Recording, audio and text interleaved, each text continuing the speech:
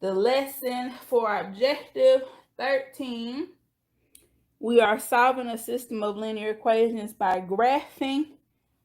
These are some things to take note of. Remember, a system of equations is two or more equations considered together. So the system of equations is equations that are considered together. So a solution of a system of equations in two variables, which is what we're going to be looking at, is an ordered pair that is a solution for each equation of the system. So a system is equations that are considered to be together, and a solution of that system means that that solution works on each equation in the system. So here is a system of two linear equations in two variables. So these are the kind that we're going to be looking at, and the two variables is x and y. All right. So if we look at this example over here, example 1, it say, is 3 negative 2 a solution of the system? And the system is 2x minus 3y equals 12, 5x plus 2y equals 11. So these two equations are in the system, all right? And for this particular question, they're asking us, is 3 negative 2 a solution of the system? So we know that a solution of the system, that ordered pair has to satisfy each equation. So wherever we see an x, we plug in a 3 for the first equation and the second equation. Wherever we see a y, we plug in a negative 2 for the first equation and the second equation. All right. We plug and chug. We put that in there. 2 times 3 is 6. Negative 3 times negative 2 is like plus 6. So we get 12 equals 12. And that checks out. We look at the second equation. 5 times 3 is 15. 2 times negative 2 is negative 4. We add that, we get 11 equals 11. It checks out. So because 3 negative 2 worked for all of the equations in the system, then our answer is yes. 3 negative 2 works for each equation. Therefore, it's the solution for the system. So now that you guys understand what a system of equation is, the solution of the systems of equation, what a system look like, and how to figure out if a given solution is a part of the system. So now that you guys have seen all of that, how to identify if a given solution is the solution for a system, now let's get into what the objective is about, where we're going to be solving for the system. So if you solve for your system and you want to check your answer, then this is what you would do. You would take your solution, plug it into both equations, and if both equations, both sides of the equation equal, then that is indeed your solution. So let's get into solving. So before we start solving, we need to talk about a few things first. So y'all can look at that board. So when we are solving by graphing, there are three situations that we can kind of come across. So the first one is when the graphs of the equations and the systems of equation intersect at exactly 1 point. Keywords, 1 point. The system of equation is called an independent systems of equation. And I have a few examples of what that will kind of look like. Basically, because we're only working with two equations in the system right now, you will have two lines that are intersecting at one point. That one point where they intersect, that is your solution. All right. So the first one is an independent system of equation. They're going to intersect at exactly one point. All right. And that one point where they intersect, that is the solution. All right. Next, we have a system of equation that has no solution. It's called an inconsistent system of equation. All right. And an example of this is parallel lines. So two parallel lines will never intersect, right? So because they will never intersect, that means we will never have a solution. So the answer is no solution. And this is an inconsistent system of equation. All right. So the first one, they intersect at one point. The answer is the one point where they intersect. All right. The second one, they don't intersect. So the answer is no solution. Now the third one, when the graphs of the equations intersect at infinitely many points, the systems of equation is a dependent system of equation. So this is basically when it's the same line, okay? As you can see, the purple and the blue line is the same line. And in your system of equation, it can be the same line even if it's a different equation. So we're going to look at that. And that's something that you will notice when you graph it. So if it turns out to be the same line, the answer is infinitely many solutions. Because the two lines are the same, that means that every point on the line is a solution. Do that make sense? So these are the three possibilities as far as our answers when we're solving systems of equations with two variables, okay? And just kind of a quick version of that, like a little chart or something, if y'all want to take a second to screenshot it. Here's a little chart that you guys can take note of, so y'all can screenshot this.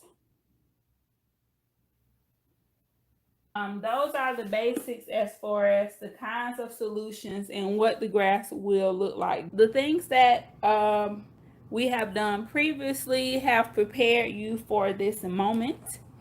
So for these examples, because in Objective 13 we are solving by graphing, we want to graph the lines using the techniques that we learned previously, okay? So here you can see example 1, 2, and 3. Solve by graphing is the directions for all three of these. So that means in order to solve these equations, we're going to have to graph both equations where the equations intersect. That will be a solution. If they are parallel, that is no solution. And if they are the same line, then it's infinitely many solutions. All right, so let's look at example 1. So this is what you guys would do. Have your graph paper or your notebook paper, whatever you got. First thing we need to do is graph the lines, okay? And I like to do this with two different colors. I feel like it helps. Also, this is the point where I told you guys that using a ruler and graph paper is very important, because if you try to connect your lines and they're not straight, because once again, we're working with straight lines, your intersection might be off. So the X and Y intercept. So that's the easiest way to plot these. So if we look at the first equation, we got 2x minus y equals 3. And the second equation is 4x minus 2y equals 6. So a way I like to think about the X and Y intercept, you know, if you plug a 0 in, then basically that term is going to go away. So I like to like put my finger over it and act like I'm covering it up. So if we look at the first equation, which is 2x minus y equals 3, if we cover up the minus y, we have 2x equals 3. So x equals 3/2. If we cover up the 2x, we have negative y equals 3. So y equals negative 3. If we look at the second equation, if we cover up the y, we have 4x equals 6. So x equals 6/4, which is 3/2. If we cover up the 4x, we have negative 2y equals 6. So negative 2y equals 6. Y equals 6/2, which is negative 3. All right. So if we look at our y-intercepts, well, our x and y intercepts, what is something that you guys notice? If we look at our x and y intercepts for the first equation and the second equation, what do y'all notice? Okay, they both have negative 3. So both of the equations have the same y-intercept. So equation 1, we're going to say that that's blue. The y-intercept is negative 3. And for equation 2, which is going to be purple, the y-intercept is negative 3. Yes. So the x-intercept is the same. So that means on the x-intercept, and we just going to put a point over here, and we're going to call it, well, it'll be bigger than that. We're going to call it 3/2. So if our first equation, which is blue, the x-intercept is 3/2, and if our second equation, which is purple, the x-intercept is 3/2, what does that mean?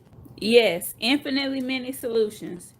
And infinitely many solutions means that it's the same line. So if the purple line and the blue line got the same x and y intercept, it's the same exact line. So the answer is infinitely many solutions. So remember when we talked about if it's the same line, it is infinitely many solutions. No matter what x and y we put in there, it's gonna work because it's basically the same line. Another thing I want you guys to notice, if you look at the first equation and the second equation, if we take the first equation and we multiply everything by 2, we will have the second equation, right? So it's the same line. Remember, the way we keep our equations equal is what we do on one side, we do on the other side. So if we take our blue equation and we multiply the whole equation by 2, we will have the purple equation. So it's the same exact line. So now let's look at our other ones quickly. So the first equation is going to be blue and the second one is going to be purple. All right, so for example 2, we have two equations that are in the ax plus by equals c form. So y'all know I said I think the easiest way to do this is the x and y intercepts. So if we look at the blue equation, we're going to cover up that y, which is symbolizing that we plug the 0 in for the y. So I'm going to cover it up, and we get 2x equals 3.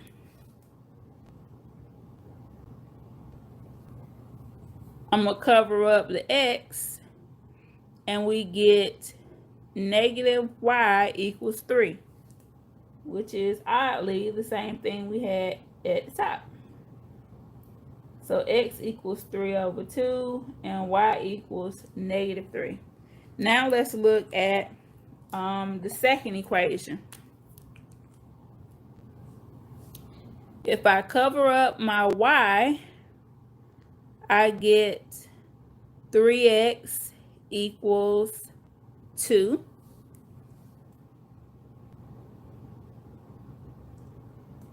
So x equals 2 over 3. If I cover up my x, I get y equals 2. Okay, so I can use this to plot my graph. Now, because we have fractions, graphing this can be a little difficult. So what I would recommend is, and even because these denominators are different as well, so that can be a problem. So if this happens, it may be easier to put it in slope-intercept form. So just in case, I'm going to show y'all how to do that if y'all don't remember. So the easy way to go from this form to slope-intercept form, all you have to do is subtract the x term on both sides. So for the first equation, we'll have negative y equals negative 2x plus 3. And we don't want negative y, so we're going to change the sign of everything. All right. So for some of you, finding the x and y intercept will be easier, and for some of you, just putting it in slope-intercept form will be easier. My job is to show you all the ways so you can figure out what works best for you, so that you can be guaranteed to get the correct answer because you found a method that works for you. So for the second equation, we got y equals negative 3x plus 2. All right. So for example 2, we're doing it both ways. We found the x and y intercepts, and we got fractions. So now we're going back and we're doing the slope-intercept form. We're taking each equation and we're changing it to be in slope-intercept form. To find the x and y intercept, to find the x-intercept, you plug in 0 for y. And to find the y-intercept, you plug in 0 for x. And instead of writing it out I just covered it up because if I plug in a 0 here, then that's going to go away. So I had 2x minus 3. If I plug a 0 in for x, that's going to go away. So I had negative y equals 3. And that's how I find my x and y intercept. But in this particular situation, when we find the x and y intercepts, we get fractions. And graphing fractions is not as easy as graphing whole numbers. So if this happens, we can always use another method, which it was one of you guys' guesses, is to just convert it into slope-intercept form. So if I take my first equation, which is 2x minus y equals 3, I can subtract 2x on both sides, and I have minus y equals negative 2x plus 3. It's plus 3 because the 3 is positive, and it's minus 2x because we subtracted it on both sides. We cannot combine this to make it 5 or anything else because they are not like terms. Because we have negative y, and in slope-intercept form it's supposed to be positive y, we're going to divide everything by negative 1. So our new equation in slope-intercept form is y equals 2x minus 3, which is this equation right here. If we look at our second equation, we have 3x plus y equals 2. And we want it in the form of y equals mx plus b. So we will subtract 3x on both sides, and we have y equals negative 3x plus 2. So the point that I am making is that for different problems, different methods may be easier. That's what I want y'all to see, okay? So for this particular problem, finding the x and y intercepts help us easily see that it was the same line. For this problem, finding the x and y intercepts, we got fractions and we don't want to deal with that, so we just converted it to slope-intercept form. Now that it's in slope-intercept form, we can easily graph that. The blue line, and let me put my x and y axis on here.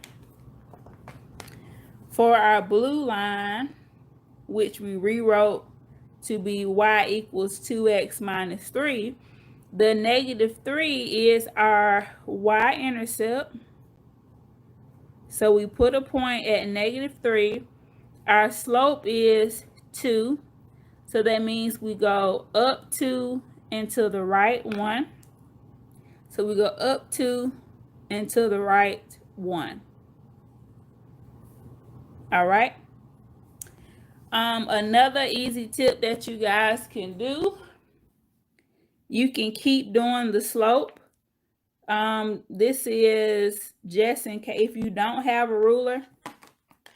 So I'm going to keep doing the slope. I'm going to go up 2 over 1, up 2 over 1, up 2 over 1. And this is going to give me some points on this line. So that's a little trick that you guys can do. And on the other side, the opposite of up 2 to the right 1 is down 2 to the left. So down 2 to the left, down 2 to the left.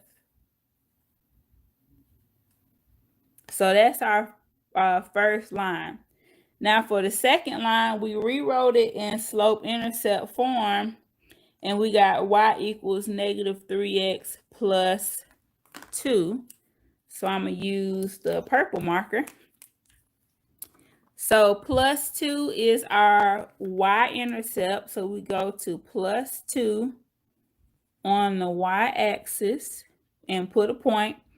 Then our slope is -3, which is -3 over 1. So we go down 3 and to the right 1. So from this point here, we go down 1, 2, 3, and we go to the right 1. And we can already see that that point is intersecting with the blue line. So just to keep the graph going, we're going to go down 3 again and over 1,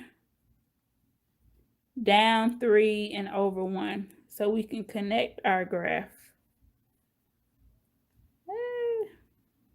And this is why this can help if you're doing it without a ruler. I'm going to go up 3 and to the left 1 so I can get that point, okay? So because we kind of plotted those dots along the way with my little wiggly lines, I can see that this point here, which is from the origin, is 1, -1. This is where the blue line and the purple line intersect. So this is our solution, 1, -1. So the point is, we have previously talked about all of these different methods, so you guys can use the best for whatever the situation is, all right? Whether it's you know, using the X and Y intercept or putting it in a slope intercept form, all right? Of course, the chart method, you can do that, but that might take longer, especially when you're thinking about testing and time limits. You can definitely do the chart method if that's what you guys want to do. But like I said, my job is to show y'all all of the methods so you have the ability to decide. Of course, you can rewatch this video again. You can Google and rewatch other material about how to solve equations, systems of equations by graphing. So with example 3, one of them is already in point slope form, which is easy to plot something that's already in point slope form. And if you're that person, it's okay to always convert it to point slope, intercept, slope intercept form. It's okay to always do that if that's what you understand, okay? Don't feel like you have to do the y-intercept method unless it specifically say that in the directions. I'm just showing y'all the multiplicity of ways you can do it, all right? So since the purple line is already in slope intercept form, I'm just going to graph that one. So the intercept, remember, y equals mx plus b. The b is the intercept, so that's at 1 on the y-axis. The m is the slope, and it's -2, 3. So that means we're going to go down 3 and to the right 2. We're going down 2 and to the right 3. So we go down 1, 2, and we go to the right 1, 2, 3. Okay. And to reverse that, we can go up 2 and to the left 3, just so we can get another point. And we're going to connect those. Now for our first line, which is blue,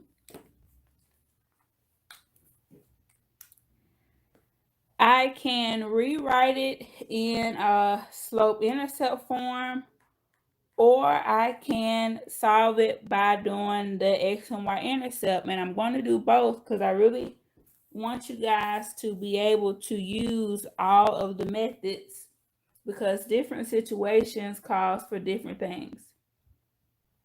So for this one, I'm going to write it all out so there is no confusion.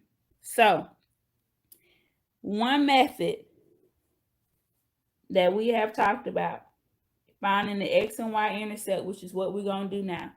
So if we plug in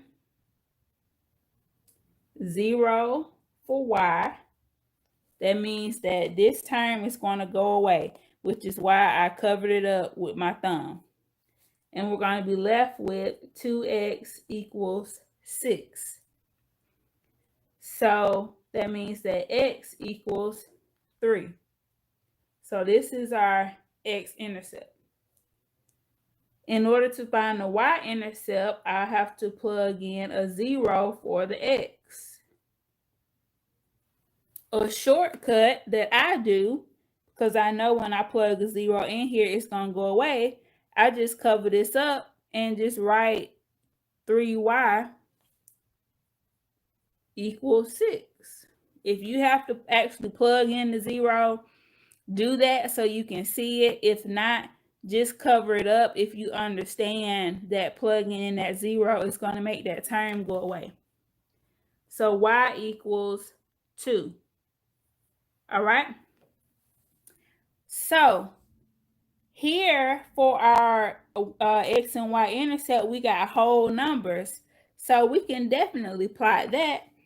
At y, we have 2. So that's 1, 2 on the y.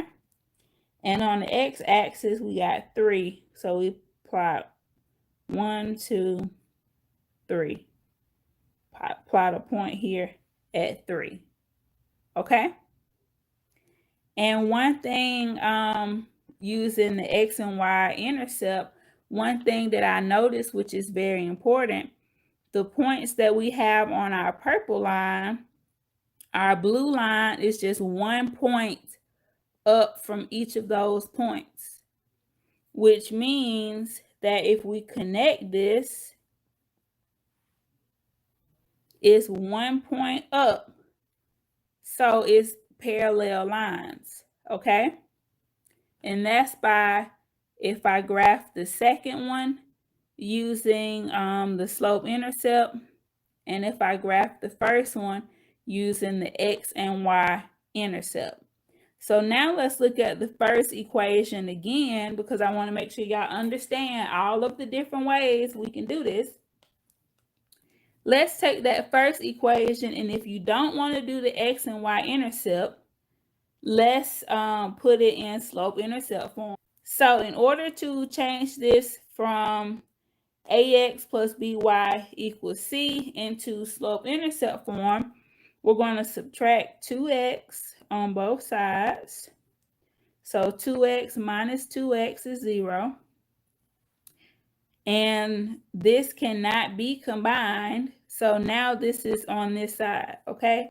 So when we rewrite it, we have 3y equals negative 2x plus 6. It's plus 6 because this 6 is positive. Now from here, we can't have this 3 in front of the y. So we have to divide everything by 3.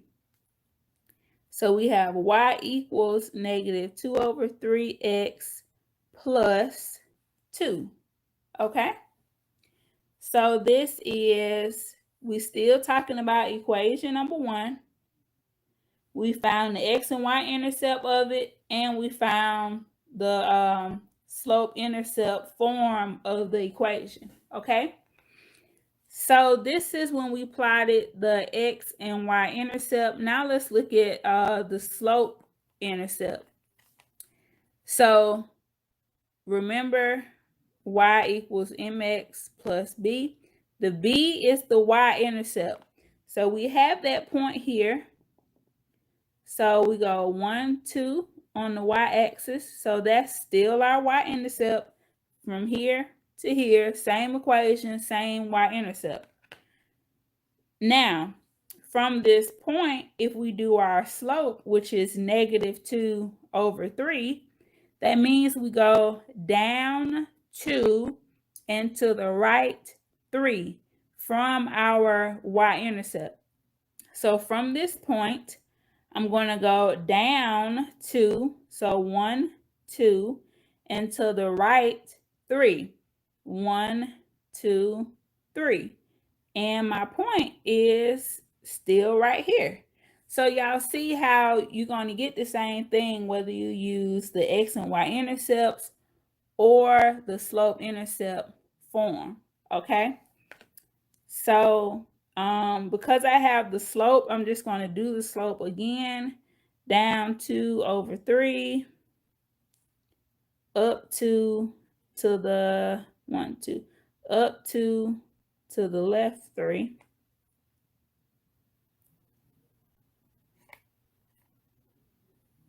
Okay, so whether we do this way or this way, when we graph it, we see that these two lines are parallel, which means they will never intersect.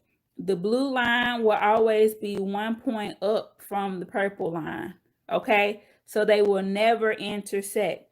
So when the lines are parallel, we have no solution, okay? No solution will be the answer. You can say no solution. The lines are parallel. You can say no solution. It's an inconsistent system of equation. Or you can just say no solution. Okay. So those are the different methods. The different solutions that you can have, which would be a solution, no solution, and infinitely many solutions. And we kind of went over the different ways that you can graph. So remember to review your notes. From the graphing section, we talked about graphing with the 3 points, which is the kind of chart method that you guys refer to. We talked about putting it in slope intercept form and graphing it by plotting the y-intercept and then doing your slope from the y-intercept. And we talked about graphing with the x and y-intercept by plugging in 0 for y to find the x-intercept and plugging in 0 for x to find the y-intercept. All right. So I hope this helps it make more sense to you guys. So if you guys have any questions, make sure to text me. Y'all have an awesome rest of your day.